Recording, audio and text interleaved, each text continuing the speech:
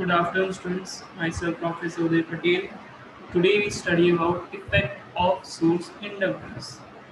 अब नॉर्मली यहाँ पे ये जो सर्किट दी गई है उसका हम यूज़ करेंगे टू अंडरस्टैंड दी ऑपरेशन और concept of effect of source inductance.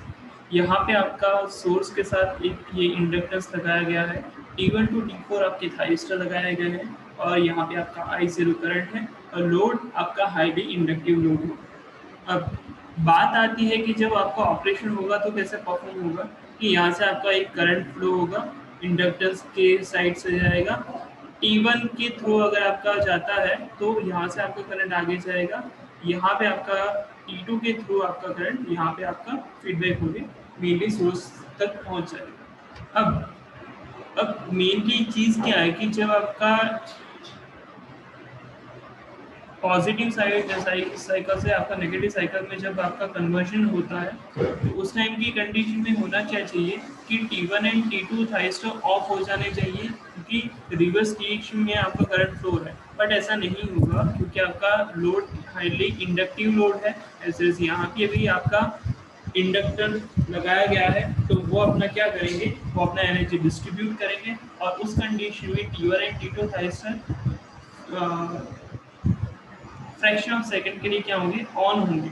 Okay, सो वो सडनली जीरो नहीं होंगे। सेम बात किसके लिए बनेगा कि नेगेटिव हाफ साइकिल के लिए भी बनेगा क्योंकि जो भी इंडक्टर होता है उसकी प्रॉपर्टी क्या बोली जाती है कि inductor having property that it is oppose the sudden change of current. Okay, so यहाँ पे आपका जो इंडक्टर होगा वो करंट को सडनली जीरो नहीं होने देगा। तो वेवफॉर्म की बात करते हैं तो आउटपुट करंट आपका कांस्टेंट जीरो ही मिलेगा। T1 एंड T2 थाइस्टर के लिए यहाँ पे ये क्या दिया गया है कि आपका जो भी आपका T1 एंड T2 जब ऑन होगा तो उस टाइम की कंडीशन में आपका यहाँ पे आपका करंट आपका इंक्रीज होता हुआ आपको दिखेगा। ओके, और जब T1 एंड T2 ऑफ होने की कंडीशन पे आएंगे और T3 एंड T4 ऑन होने की कंडीशन पे आएंगे तो आपका करंट आपको डिक्रीजिंग मोड में दिखने के लिए मिल जाएगा। सेम आपका वापस से वही होगा। T3 एंड T4 के लिए यहाँ पे दिया गया है क्योंकि यहाँ पे आप देख सकते हो T1 एंड T2 आपके जीरो हो रहे हैं और उसी कंडीशन में आपके T3 एंड T4 ऑन होने की कंडीशन में आ रहा है। इसके लिए T3 एंड T4 का करंट आपको इंक्रीमेंट मोड में यहाँ पे देखने के लिए मिलेगा। डिक्रीमेंट होगा उस टाइम ये इंक्रीमेंट होगा। ओके, अगर आप आउटपुट करंट की बात करते हैं तो यहाँ पे आपका जो भी आउटपुट वोल्टेज होगा वो कहाँ से कहाँ तक मिलेगा, पाई प्लस वहाँ से आपका पाई प्लस अल्फा तक, alpha plus micro to pi plus alpha तक, यहाँ तक आपको वेवफॉर्म देखने के लिए मिल जाएगा।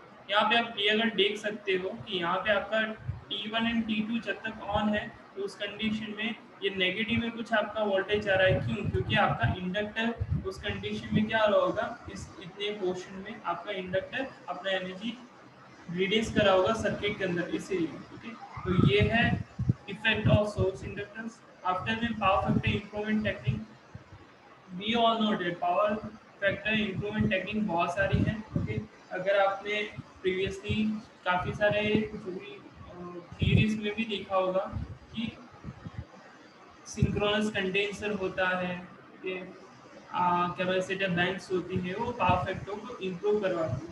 ओके, अब मेनली हम why we required power factor improvement technique, हम क्यों यूज़ करते हैं पावर फैक्टर इम्प्रूवमेंट टेक्निक? क्यों? क्योंकि आपका ऑलमोस्ट क्या होता है कि 100% पावर सिस्टम के अंदर से 70 to 80% आपका जो भी लोड होगा वो क्या होगा, इंडक्टिव लोड होगा। और इंडक्टिव लोड में आपका क्या होता है कि पावर फैक्टर काफ़ी पुअर होता है। इसीलिए हम क्या यूज़ करते हैं कि power factor improvement technique use करते हैं। जैसे यहाँ पे extension angle control, symmetric angle control, pulse width modulation, ये ऑलरेडी हमने कवर अप कर दिया था। ओके, पीडीएम टेक्निक्स के अंदर साइनसॉइडल पल्स विड्थ मॉड्यूलेशन ये भी हमने कवर अप कर दिया था। तो आज हम सिर्फ ये दो थियरी ही देखेंगे। एक्सटिंक्शन कंट्रोल के अंदर आपका क्या होता है, देखो यहाँ पे आप जो भी प्रीवियसली थियरी सेम वहाँ पे वैसे ही थियरी है ये, ओके, सर्किट डायग्राम के सिर्फ अंदर आपको क्या चेंजेस देखने के लिए मिल रहा है, सिर्फ थायरिस्टर की जगह D1 एंड D2 डायोड्स हैं।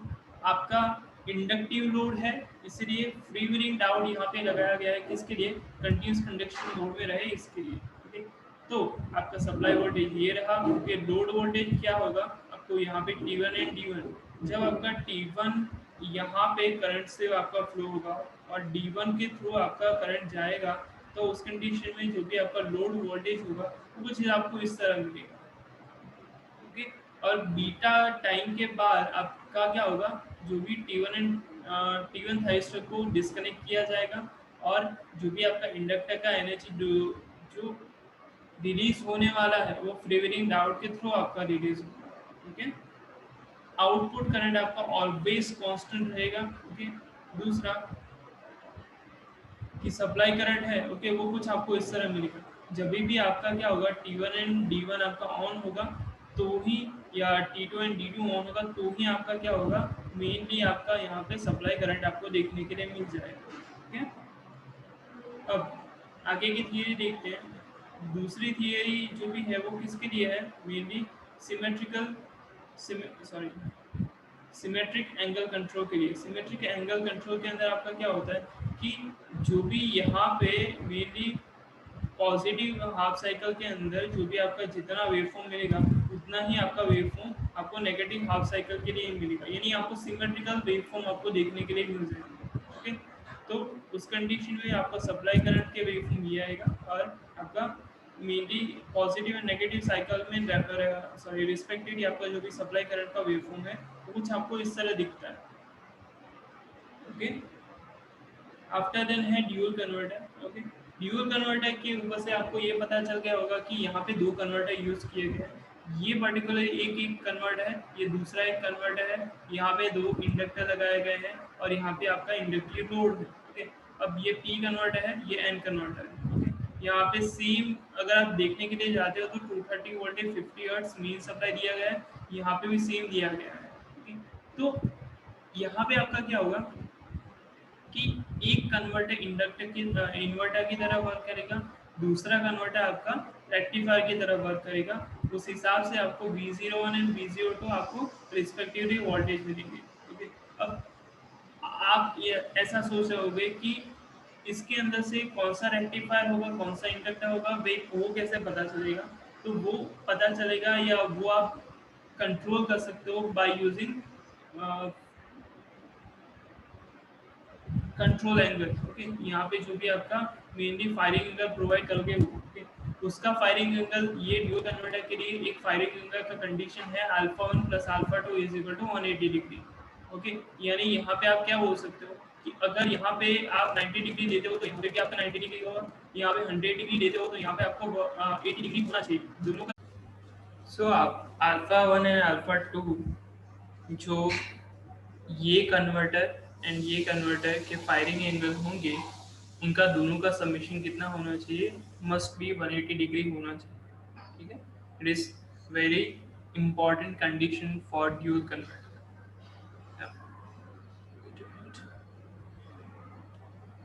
ये इसके वेवफॉर्म्स है।